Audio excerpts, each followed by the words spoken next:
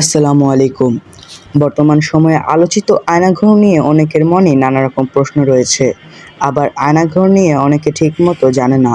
তাই তো আমার আজকের ভিডিওর টপিক আয়নাঘর। ভিডিওটি শুরু করার আগে চ্যানেলটাকে সাবস্ক্রাইব করবেন ও ভিডিওটাতে একটি লাইক দিবেন। তো চলো শুরু করা যাক।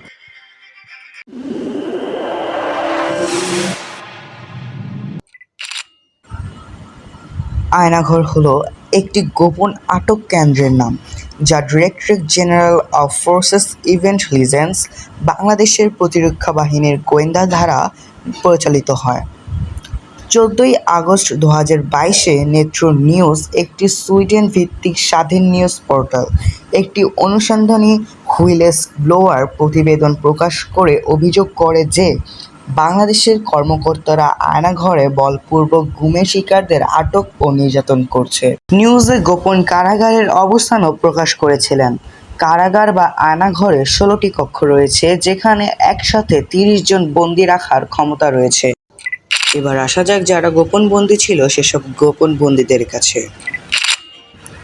মোবাশ্বের হাসান একজন শিক্ষাবিদ, যিনি পূর্বে নর্থ সাউথ বিশ্ববিদ্যালয়ে অধ্যাপক ছিলেন। মারুফ, সাবেক রাষ্ট্রপতি। অনিরুদ্ধ কুমার রায়, ব্যবসায়ী। এবার আয়নাঘর নিয়ে আরেকটু জেনে নেওয়া যাক।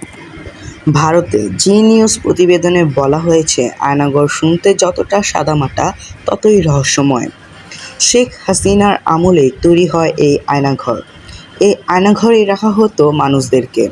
আলো বাতাসহীন একটি কক্ষ, সেখানে সারাক্ষণ ঘড়ঘড়িয়ে চলে ফ্যান। কাদের রাখা হতো ওই আয়নাঘরে? শেখ হাসিনার আমলে বিরোধী দলের বহু নেতাকর্মী নিখোঁজ হয়ে গিয়েছে। তারা কোথায়, তাদের কোনো খোঁজ নেই। আয়নাঘর আসলে গোয়েন্দাদের একটি গোপন বন্দিশালা। আনন্দবাজারের প্রতিবেদনে বলা হয়েছে, আয়নাঘর হচ্ছে গুমখানা।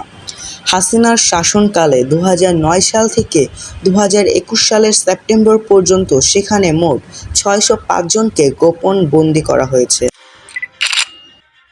আয়নাঘরে রাখা অনেকেই দিনের পর দিন অত্যাচার সহ্য করতে না পেরে মারা যায়। যাদের গ্রেফতার করা হয় তাদের খাতা কলমে কোনো তথ্য রাখা হয় না। আর যারা হাসিনার আস্থাভাজন ছিলেন তারাই আয়নাঘরের দায়িত্ব পেতেন। আয়নাঘরে বন্দীদের সঙ্গে তাদের পরিবারের সদস্যদের দেখা করা বা যোগাযোগের কোনো আইন ছিল না।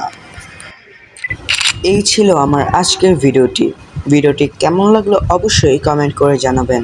ভিডিওটাতে লাইক ও সাবস্ক্রাইব করতে ভুলবেন না। আল্লাহ হাফেজ।